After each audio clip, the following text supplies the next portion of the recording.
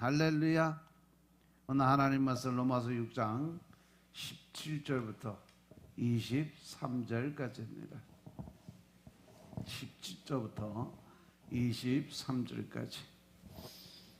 하나님께 감사하리로다. 너희가 본래 죄의 종이더니 너희에게 전하여 준 바 교훈의 본을 마음으로 순종하여 죄에게서 해방되어 의에게 종이 되었느니라.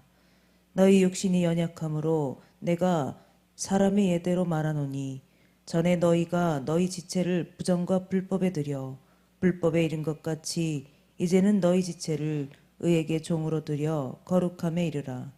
너희가 죄의 종이 되었을 때에는 의에 대하여 자유하였느니라. 너희가 그때 무슨 열매를 얻었느뇨? 이제는 너희가 그 일을 부끄러워하나니 이는 그 마지막이 사망임이니라. 그러나 이제는 너희가 죄에게서 해방되고 하나님께 종이 되어 거룩함에 이르는 열매를 얻었으니 이 마지막은 영생이라.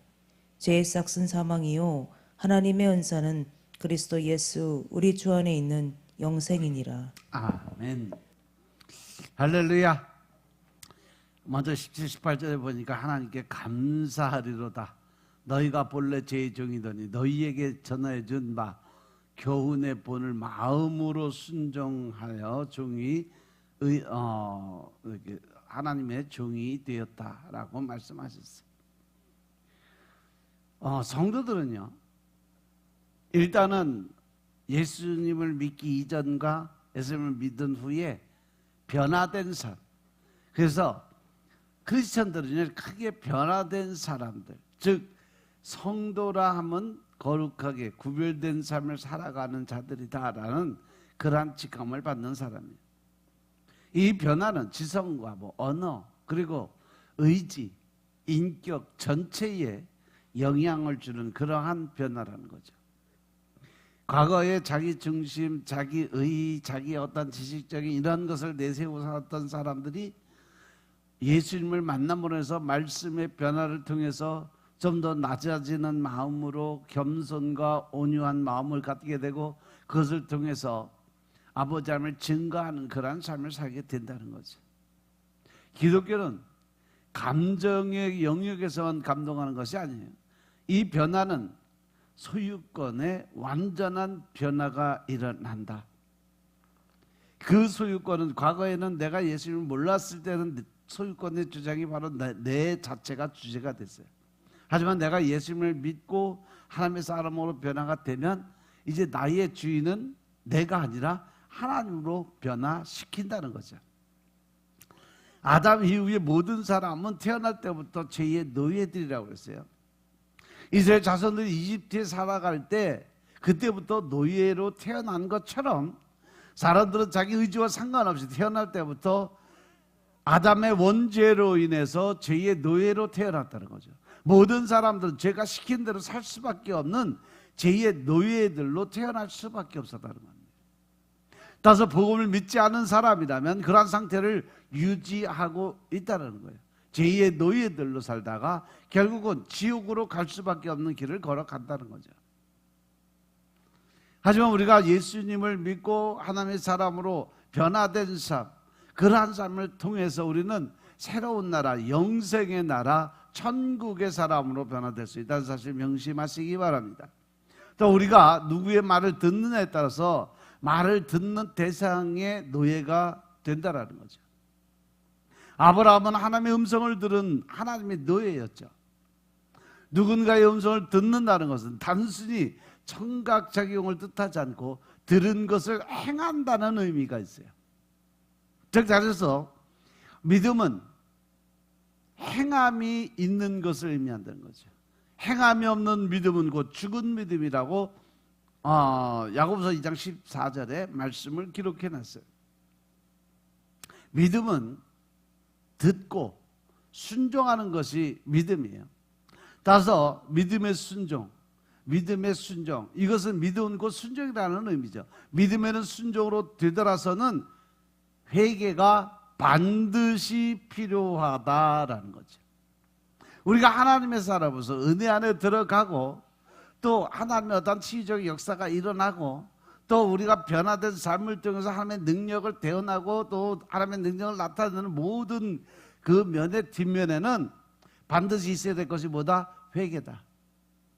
내 삶에 대한 그 철저한 회개를 통해서 성령님이 역사를 하시고 하나님이 일하시게 됨으로 해서 나의 모든 것이 회복되는 역사가 일어나게 된다는 사실 명심하시기 바랍니다.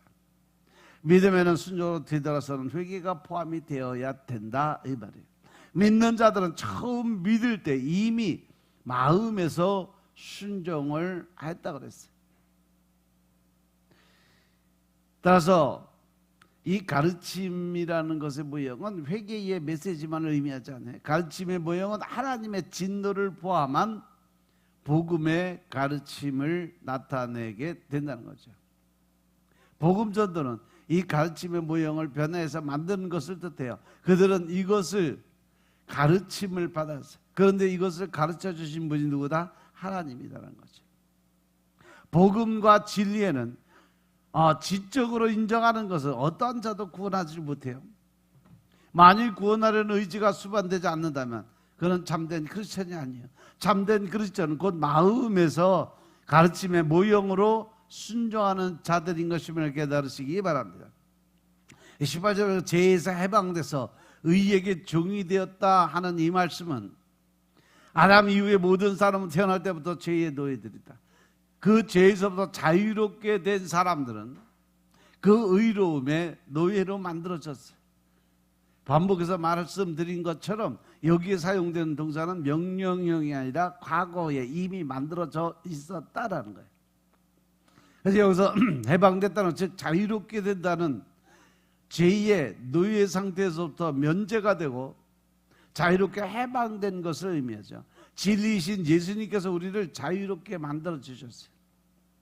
요한복음 8장 32절의 말씀처럼 진리를 알게 되면 우리가 진리 안에서 뭐를 얻는다? 자유함을 얻게 된다. 아멘. 따라서 사람들이 그 진리를 알게 되면 그 진리가 사람들을 더 자유롭게 만들 수 있다는 거죠. 그래서 우리는 자유함을 얻고 평안함을 얻고 그러기 위해서 우리는 진리 안에 들어가야 된다. 그래서 우리가 하나님의 말씀을 듣고 믿으면 그 뒤부터 우리에게 오는 것이 바로 죄에서부터 자유함을 얻게 되는 능력을 받게 된다는 거죠.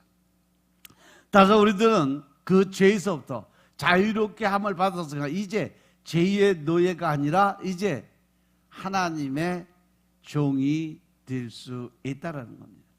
비록 우리가 종종 죄의 활동으로 인해서 시험에 빠지는 일이 있을지라도 이제는 그 의로움의 예속이 되고 그 의로움의 노예들로 만들어짐을 받았다는 거예요. 크리스천이 된다, 성도가 된다는 것은 그 주인이 바뀌는 것을 의미해요.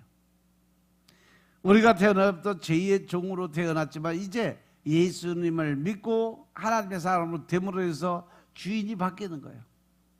하나님의 종으로 우리가 바뀔 수 있다는 사실 명심하시기 바랍니다. 그렇다면 사람들에게 이러한 변화를 일어나게 만드는 이유는 무엇일까? 넘겨줌을 받은 가르침의 모형 안으로 마음에서 말을 들었기 때문이에요. 말을 듣는다는 것이 기독교에 있어서 얼마나 중요한 일인지 몰라요. 말을 듣는다는 것 자체, 즉 순종과 복종의 삶을 살아간다는 것은 바로 하나님의 절대적인 권위에 우리가 순종하고 따라간다는 거죠. 사람들을 참된 그리스도인으로 신분을 변경시켜주는 것이 바로 이것이에요. 즉 다시 말해서 거듭난다는 것. 이 거듭난다는 것은 새로운 생명의 원리가 놓인다는 뜻이고 그것은 의의 원리, 하나님의 원리라는 거예요. 그래서 우리는 우리 지체들 의로움에 제공하여야 된다는 거죠. 19절부터 23절의 말씀 보면 19절에 너희 육신이 연약함으로 내가 사람의 예대로 말하노니 전에 너희가 너희 지체를 부정과 불법에 들여 불법에 이른 것 같이 육체는요 죄에 의해서 영향을 받고 통제받는 부패한 사람의 기능이에요. 즉 육신의 그 육체에 우리의 삶에 어떤 몸에 이상이 생기고 고장이 난다는 것은 결국 내가 하나님 앞에 온전한 회개의 영을 드렸느냐 못 드렸느냐, 내가 과거의 삶에 대해서, 내 잘못에 대해서, 내가 어떤 실수한 것에 대해서 온전하게 하나님 앞에 회개의 기도를 드려서 죄사함을 받았느냐 못 받느냐에 따라서 우리의 이 육체의 기능이 회복이 되느냐 못 되느냐에 따라서 틀려진다는 거죠. 사람에게 부족한 것은 영적 진리를 이해하는 영적인 이해도가 얼마나 그 안에 있느냐 없느냐. 사람들이 타락한 이래 이 영적 이해력을 상실해 버렸어요. 아담이 타락하기 전에는요, 그는 하나님과 자유롭게 교제할 수 있는 그런 특권을 가진 자였어요. 그죠? 하지만 아담이 타락하고 죄가 이 땅에 들어오면서 사람들은 이 영적인 이해력을 빼앗겨 버렸다는 거죠. 누구에게? 마귀 사단에게. 따라서 죄의 파기성은 사람으로부터 영적 이해력을 빼앗아감에 있다라는 거죠. 우리는 우리의 지체들을 로마서 6장 13절의 말씀처럼 그 죄에 바치지 말아야 된다. 아멘. 우리는 우리의 지체들을 의의 도구로 하나님께 드려야 될 줄로 믿으시기 바랍니다. 사람은 어떠한 대상에게 자신을 바치면서 살아갈 수밖에 없는 존재예요. 그리고 엄밀하게 따지고 말하면 사람은 자신을 바치는 대상의 노예라는 사실을 명심하시기 바랍니다. 보통 사람들은 로마서 6장 16절의 말씀처럼 자신을 죄에 드리면서 사는 죄의 노예라는 거죠. 너희 자신을 종으로 드려 누구에게 순종하든지 그 순종함을 받는 자의 종이 되는 줄을 너희가 알지 못하느냐? 혹은 죄의 종으로 사망에 이르고 혹은 순종의 종으로 의에 이르느니라. 할렐루야. 우리가 이 땅에 살아가면서 누구의 말을 듣고 살아가느냐, 즉 세상의 사람들의 말을 듣고 살아가느냐, 아니면 하나님의 말씀을 의지해서 살아가느냐. 여기서 이미 우리는 천국과 지옥을 결정해 놓고 살아가고 있다는 사실 명심하시기 바랍니다. 우리가 이 땅에서 꼭 죽어서 천국 지옥을 가르는 것이 아니라 이 땅에 살아가면서 우리는 천국과 지옥을 이미 결정해 놓고 살고 있다는 사실 명심하시기 바랍니다.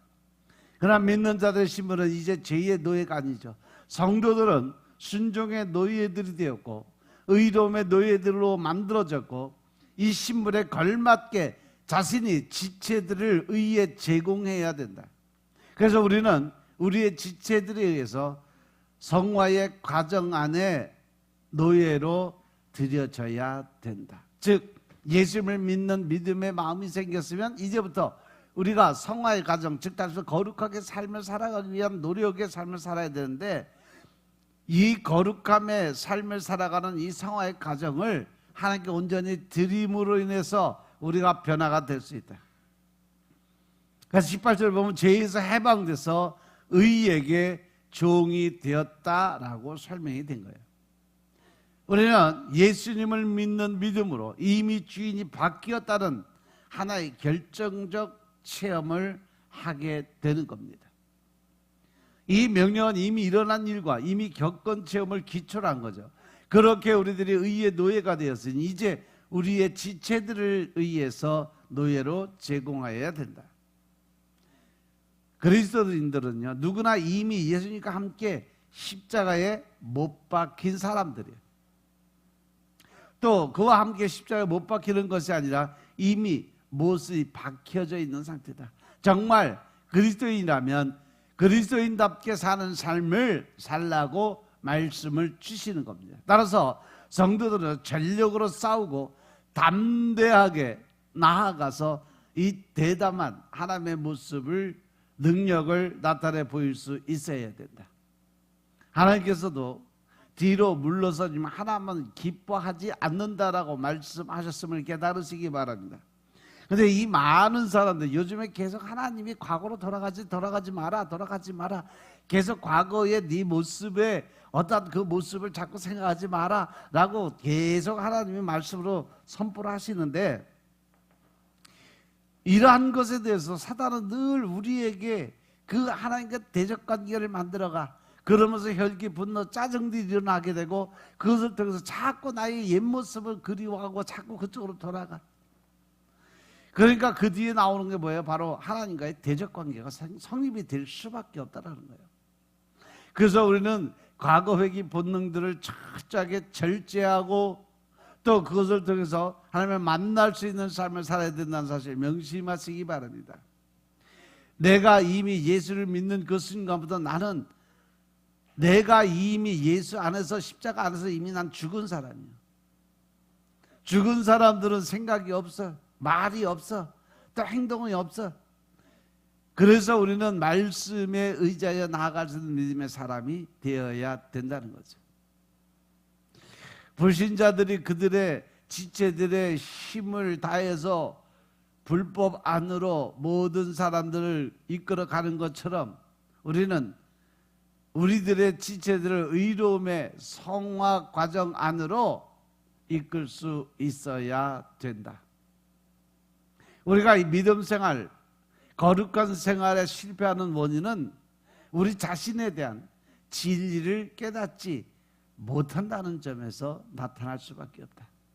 내가 누구고 어떤 사람인가를 분명하게 알아야 그 안에서 성령님이 일하시는 모습을 볼 수 있다는 사실 명심하시기 바랍니다. 아멘. 그래서 전에 우리들의 어떤 지체들이 불결과 불법 안으로 제공이 되었다든 부정과 불법은 우리가 노예 노릇을 했던 우리의 상전이었어. 세상의 어떤 오락을 즐기고 풍류를 즐기고 살아갔던 이 모든 것이 바로 나의 우상이 됐던 거죠. 하지만 새로운 생명은 본질에 의롭고 진실하고 이러한 부패한 삶을 살지 않았다는 거죠.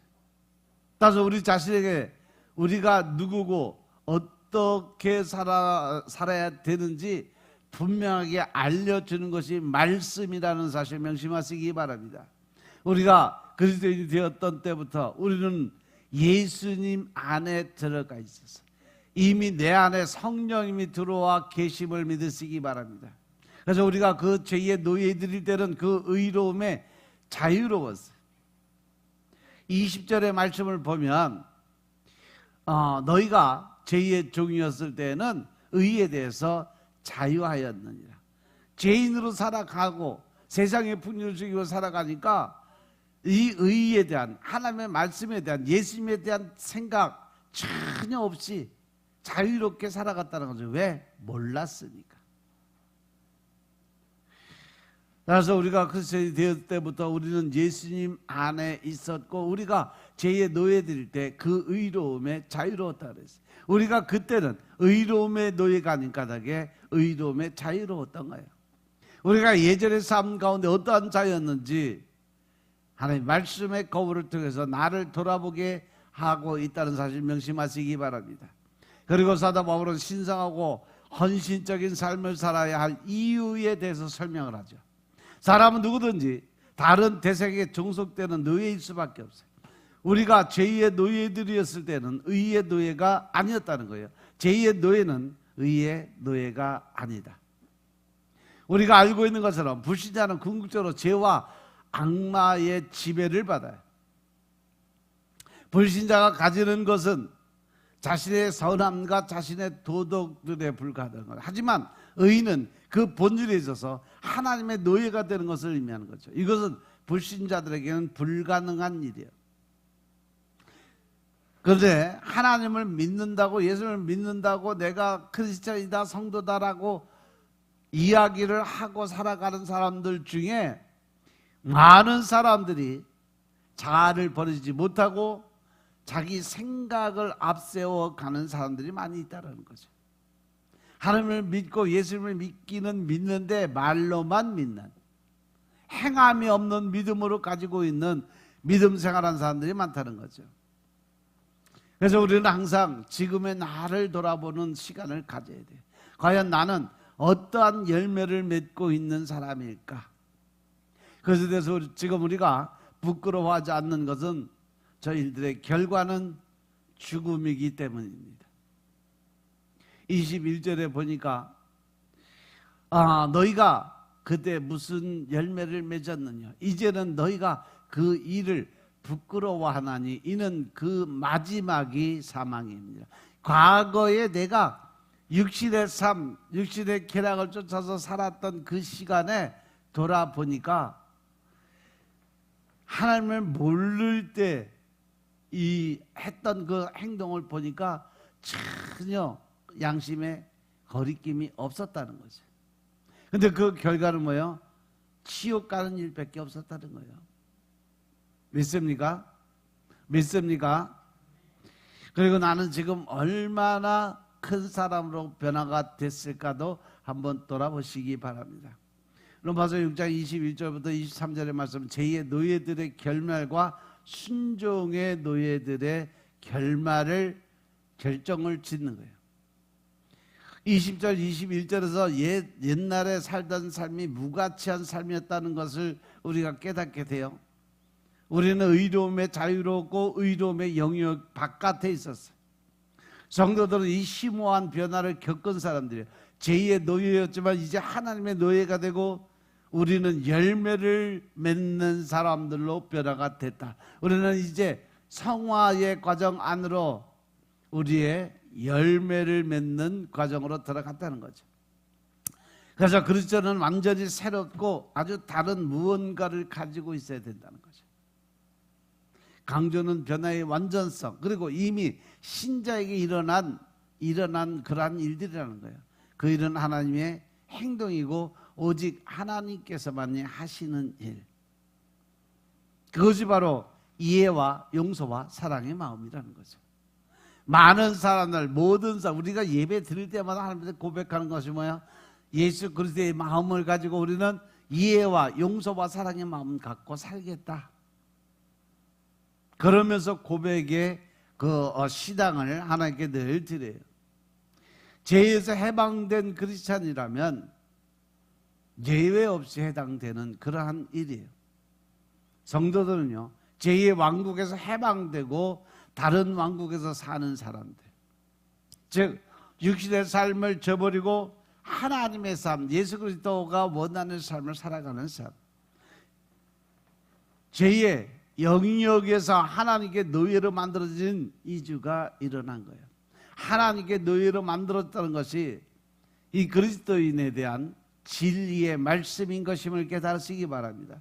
최소한 우리가 육신의 삶에서 영적인 삶으로 바뀌었다면 이미 나는 하나님의 종으로서의 삶을 살아가게 된다는 거예요. 만약 우리가 하나님과 우리의 관계를 생각하면 태도가 바뀔 거죠. 우리는 하나님께 노예로 만들어져서 하나님께 속하여 있는 노예입니다. 그래서 우리는 하나님의 노예니까 전적으로 하나님의 뜻대로, 하나님의 말씀하신 명령의 삶대로 살아가야 된다는 사실을 명심하시기 바랍니다. 예수님께서 영생을 주시고 우리가 영원히 멸망하지 아니하겠고 아무도 우리를 예수님의 손에서 잡아채지 못할 것이라고 요한복음 10장 28절에서 말씀으로 기록해놨어요. 하나님의 노예가 된 결과 우리는 성화 안으로 우리의 열매를 가진데 그 끝은 영원한 생명인 것임을 깨달으시기 바랍니다. 우리가 하나님께 노예이기에 성화 안으로 우리의 열매를 갖는 거죠. 예수님께서 포도나무고 예수님의 제자들은 가지라고 요한복음 15장 5절에 말씀하셨는데, 예수님 안에서 머무르고 예수님께서 그 안에 머무르실 때 열매를 맺게 되니까 그 없이는 우리가 아무것도 행할 수 있는 일이 없다는 것을 깨달으라는 거예요. 생활에 아무런 변화도 없는 사람이라면 진짜 그리스도인이 아니다. 성화의 과정을 통해서 하나님께 기속이 되고 또 그를 섬기기 위해 내 자아를 드리는 그러한 삶을 살아야 된다. 성화는 전진하는 거고 그 증거는 우리에게서 증거하는 것이에요. 우리의 성화가 전적으로 그리스도 안에 있다는 주장은 잘못된 거죠. 우리는 더욱더 그 사랑하신 아들의 형상에 가까워져 가는 것입니다. 죄에서 해방되고 하나님께서 예속된 자는 성화 안으로 열매를 가져요. 의롭다 칭함을 받은 사람들은 성화 안으로 그의 열매를 가지게 되는데 그 결과는 영생의 삶을 얻게 된다는 거죠. 따라서 칭의는 죄의 책임감을 제거하고 이 또 성화는 부패의 삶을 제거할 수 있는 능력이다. 칭의는 대번에 완성되지만 성화는 지속적인 과정을 통해서 우리가 변화되는 과정을 성화의 과정이라고 그래요. 그래서 칭의와 성화는 나누지 못하는 성격을 가지는 동시에 차이도 있다는 거죠. 우리를 위한 예수님의 죽음의 죄의 벌에서 해방하는 것일 뿐 아니라 죄의 능력에서 해방되는 것이기도 하죠.